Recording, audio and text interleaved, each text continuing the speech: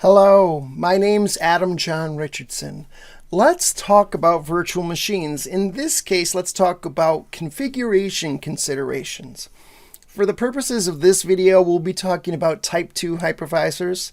That just means we're talking about virtual machines that are typically installed on your Mac, Windows, desktop, or laptop devices.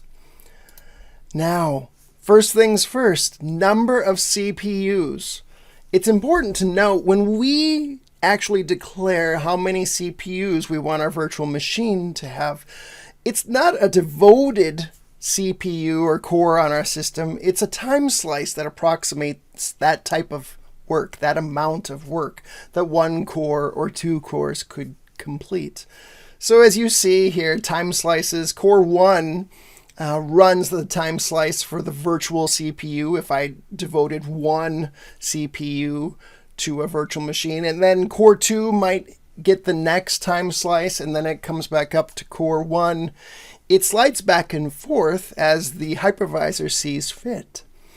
Now, of note, you might be tempted to throw a lot of cores or CPUs at your virtual machine right off the bat, but I want you to be aware of one thing. It's easy to have contention here because when you devote, let's say, 2 cores to your virtual machine, what you're actually doing, you're declaring that you need 2 at once. You need a time slice on 2 separate virtual CPUs at the same time.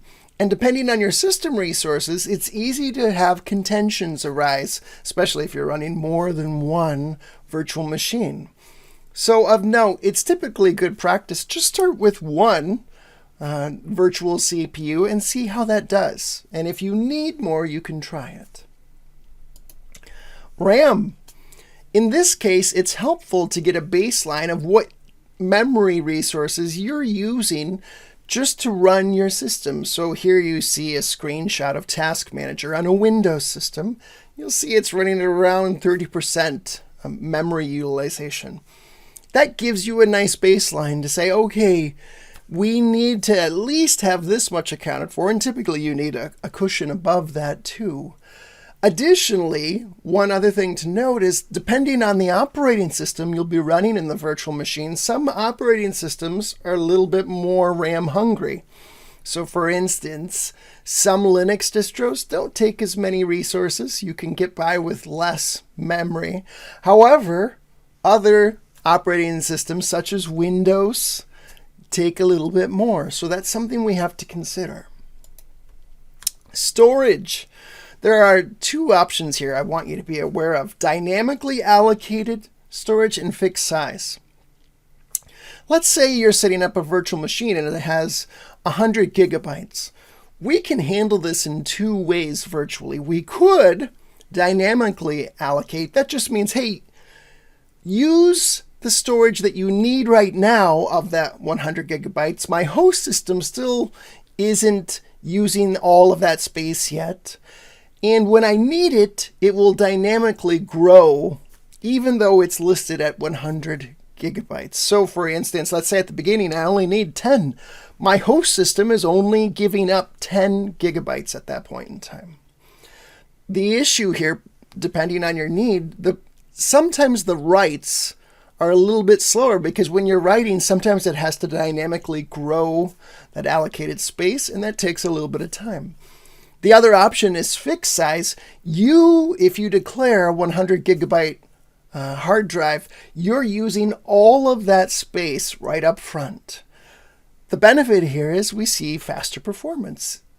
The writes are just writes. We never have to dynamically grow that space. It just depends on your needs. Now, in terms of networking, let's look at 3 options here. Bridged, essentially you're saying, hey, virtual machine, you get direct access to this NIC. This IP can be your IP too. A NAT setup, very similar to your router setup, network address translation. We can make calls out to the internet, and our IP is hidden behind that virtual networking device. And then finally, host only or internal.